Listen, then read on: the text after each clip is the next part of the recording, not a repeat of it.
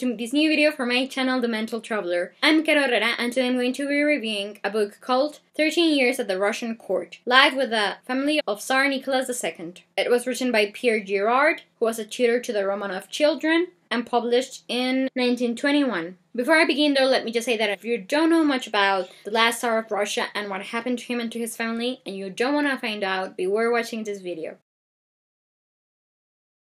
I've always loved history and royal houses. I'm a royalist, and my favorite monarchies are the British royal family and the Romanovs. And I'm always reading books about the Romanovs and watching documentaries about them and movies and TV series. And when I was a teenager, I discovered my favorite film regarding the Romanovs, and it's called Nicholas and Alexandra. And this movie was my introduction to Pierre Gillard, the author of the book, because an actor portrays him in the film. And then at one point, I discovered that he'd written a book about his memoirs with Nicholas II and his family. So I always knew that one day I was gonna read it. And after many years, that day finally arrived. It was August 2021, and I bought the ebook version and I read it in less than a week.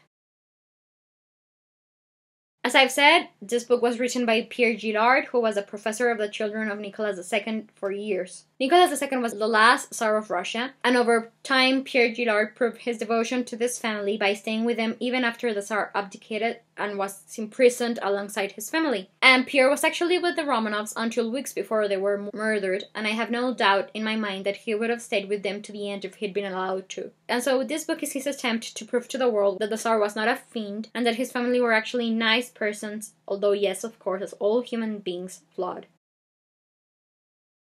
I give this book a 4 out of 5 stars review because while it's not my favorite read dealing with these historical figures, it does have the upside of being written by someone who actually knew them and spent so much time with them and was with them almost to the last. The writing style is not that good, but one must remember that the author is not known for being a great writer. So here I really had to focus on the message Gillard was transmitting rather than the manner he was doing it. I was also aware from another book of what the author had done soon after the Romanovs were murdered, and so I knew he had actually gone inside the house of special purposes the day after the family had been murdered, and that he'd actually investigated the woods where he thought the bodies had been burned. So I got the impression from reading this novel that he believed the bodies had been burnt and not buried. But yeah, Pierre was also an important person when it came to people claiming to be the Romanov children, like imposters like Anna Anderson. Pierre actually met them and tried to figure out whether they were false or not. I was in tears many times as I read this book, but it was also beautiful to read the earlier chapters where he describes the family and how, after the Romanovs were under house arrest, he and the Tsar and the Tsarina all delegated different subjects to teach the children. Also, one of the things that stuck with me the most was that Pierre proposes that all the bad press Empress Alexandra and Empress Nicholas II were receiving was actually created by the Germans who wanted Tsarism to be abolished so they could rule more of Russia.